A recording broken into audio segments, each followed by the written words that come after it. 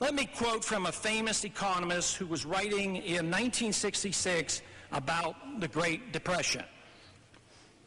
Quote, "The Fed succeeded, but it nearly destroyed the economies of the world in the process. The excess credit which the Fed pumped into the economy spilled over into the stock market, triggering a fantastic speculative boom." We cannot trace money supply into a speculative bubble. I think that if a bubble in fact turns out to be the case after the fact, we will have a considerable amount of evaluation of where it came from. But it was too late. By 1929, the speculative imbalances had become so overwhelming that the attempt precipitated a sharp retrenching and a consequent demoralizing of business confidence. As a result, the American economy collapsed. Great Britain fared even worse, and rather than absorb the full consequences of her previous folly, she abandoned the gold standard completely in 1931, tearing asunder what remained of the fabric of confidence and inducing a worldwide series of bank failures. The world economies plunged into the Great Depression of the 1930s. With a logic reminiscent of a generation earlier, statists argued that the gold standard was largely to blame for the credit debacle which led to the Great Depression. If the gold standard had not existed, they argued, Britain's abandonment of gold payments in 1931 would not have caused the failure of banks all over the world. The irony was that since 1913, we had not been on a gold standard, but on what may be termed a mixed gold standard. Yet it is gold that took the blame. Dealing with essentially a fiat currency, what it is that we are doing is that the currency is granted value by fiat of the sovereign, as it is said in the textbooks. The issue there is that in years past, there's been considerable evidence that fiat currencies have been mismanaged in general, and that inflation has been too often the result. Further quoting from this economist from 1966. But the opposition to the gold standard in any form from a growing number of welfare state advocates was prompted by a much subtler insight, the realization that the gold standard is incompatible with chronic deficit spending, the hallmark of the welfare state. Stripped of its academic jargon, the welfare state is nothing more than a mechanism by which governments confiscate the wealth of the productive members of a society to support a wide variety of welfare schemes.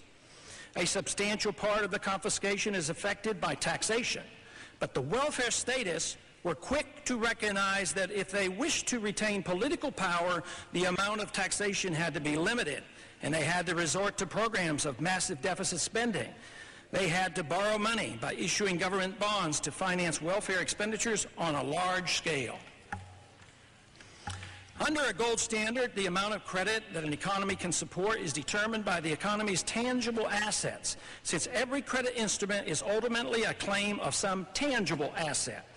But government bonds are not backed by tangible wealth, only by the government's promise to pay out of future tax revenues, and cannot be easily absorbed by the financial markets. A large volume of new government bonds can be sold to the public only at progressively higher interest rates. Thus, government deficit spending under a gold standard is severely limited. Further quoting, the abandonment of the gold standard made it possible for the welfare statists to use the banking system as a means to an unlimited expansion of credit. They have created paper reserves in the form of government bonds, which through a complex series of steps, the banks accept in place of tangible assets and treat them as if they were an actual deposit, as the equivalent of what was formerly a deposit of gold. The holder of a government bond or of a bank deposit created by paper reserves believes that he has a valid claim on a real asset. But the fact is that there are no more claims outstanding than real assets. We have statutorily gone onto a fiat money standard, and as a consequence of that, it is inevitable that the authority which is the producer of the money supply will have inordinate power. Further quoting, in the absence of the gold standard, there is no way to protect savings from confiscation through inflation. There is no safe store of value. If there were, the government would have to make its holding illegal, as was done in the case for gold. If everyone decided, for example, to convert all his bank assets to silver or copper or any other good, and thereafter declined to accept checks or payments for good, bank deposits would lose their purchasing power, and government-created bank credit would be worthless as a claim on goods. The financial policy of the welfare state requires that there be no way for the owners of wealth to protect themselves. Continuing to quote, this is the shabby secret of the welfare state's tirades against gold. Deficit spending is simply a scheme for the hidden confiscation of wealth. Gold stands in the way of this insidious process. It stands as a protector of property rights. If one grasps this, one has no difficulty in understanding the status antagonism toward the gold standard. End of quote. Our problem is not that we do not believe in sound money. We do. The economist who wrote this in 1966 was Alan Greenspan. He was right then. He is wrong now. Deliberate debasement of a currency cannot assure perpetual wealth, only hardship. My suggestion is it's not so much that we should anticipate a problem, that the problem is already created by all the inflation of the past 12 years. And that we have generated this financial bubble worldwide, and that we have to anticipate in that. And when this comes back, we're going to have a big problem, and you have to deal with it. And my big question is why would you want to stay around for this? It seems like I'd get out with it while the getting's good. Dr. Paul, you're raising an issue which a significant number of people have been raising over the years, and for which, frankly, we're not quite sure what the answers are. Central planning, Soviet style, is a known failure.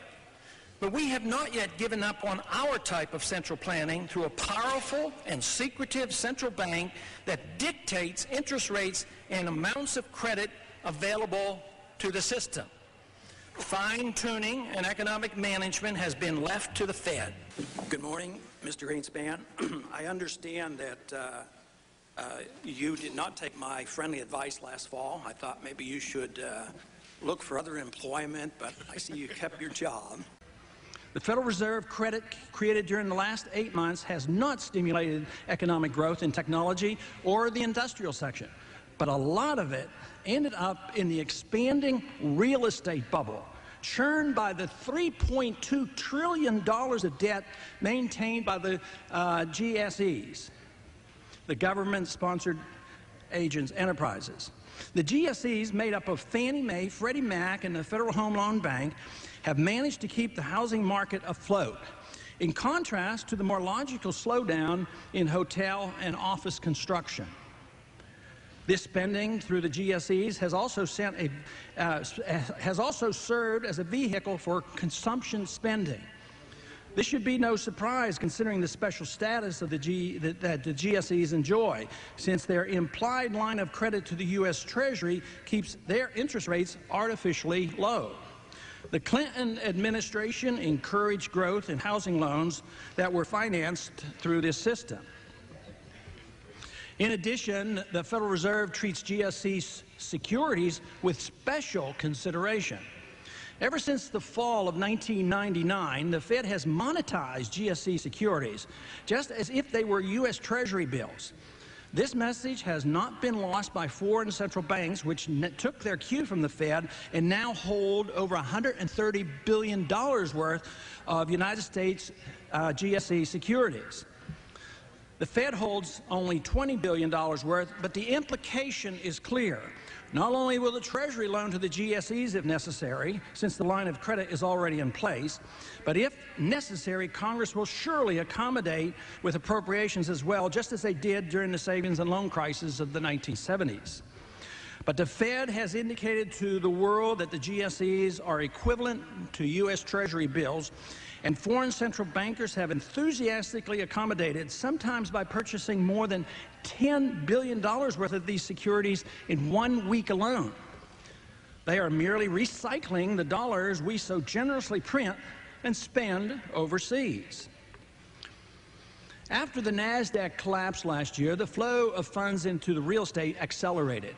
The GSEs accommodated by borrowing without restraint to subsidize new mortgages, record sales, and refinancing. It's no wonder the price of houses are rising to record levels. Refinancing especially helped the consumers to continue spending even in a slowing economy. It isn't surprising for high credit card debt to be frequently rolled into second mortgages, since interest on mortgage debt has the additional advantage of being tax deductible.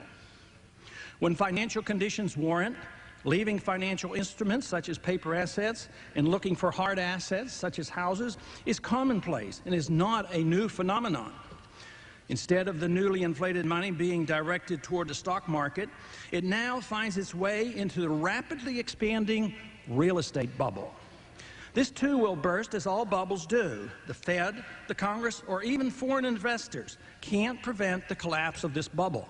So we have so many economists coming on our air and saying, oh, this is a bubble and it's going to burst and this is going to be a real issue for the economy. Some say it could even cause a recession at some point.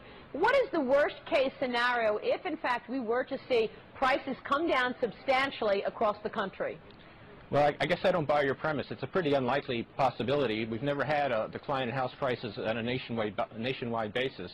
So what I think is more likely is that house prices will slow, maybe stabilize, might slow consumption spending a bit. I don't think it's going to drive the economy too far from its full employment path, though. Central planning of money is just as disastrous as central planning in farming. And therefore, just the general idea, the notion that man is capable of planning the economy by controlling the money. But the one thing is different about planning centrally the money supply as compared to planning farming. Farming only feeds us, but the money sustains every single transaction. It is a participant in everything that we do. It is the unit of account that we have to measure every transaction. All our services and all our goods are measures in terms of the unit of account. And if we believe that we can plan centrally and determine that unit of account without the market participating, I think we get what we have now, very chaotic conditions, which are bound to get more chaotic after a period of time. So I don't believe that central planning in money can be successful. I happen to believe and accept the ideas of the Austrian School of Economics, as Mises in particular explained, that the business cycle is precisely caused by central planning of money. The difficulty is in defining what part of our liquidity structure is truly money. We've had trouble ferreting out proxies for that for a number of years, and the standard we employ is whether it gives us a good forward indicator of the direction of finance and the economy. Regrettably, none of those which we've been able to develop, including MZM, has not done that. That does not mean that we think that money is irrelevant. It means that we think our measures of money have been inadequate, and as a consequence of that, we, as I've mentioned previously, have downgraded the use of the monetary aggregates for monetary policy purposes until we are able to find a more stable proxy for what we believe is the underlying money in the economy. So it's hard to manage something you can't define. It is not possible to manage something you can't define. It's an ominous power. There is no other power greater than the power over money, the power to create and contract the money supply, the power to control the purchasing power of your money. Throughout history, this has proven to be the most sought-after monopolistic power of man.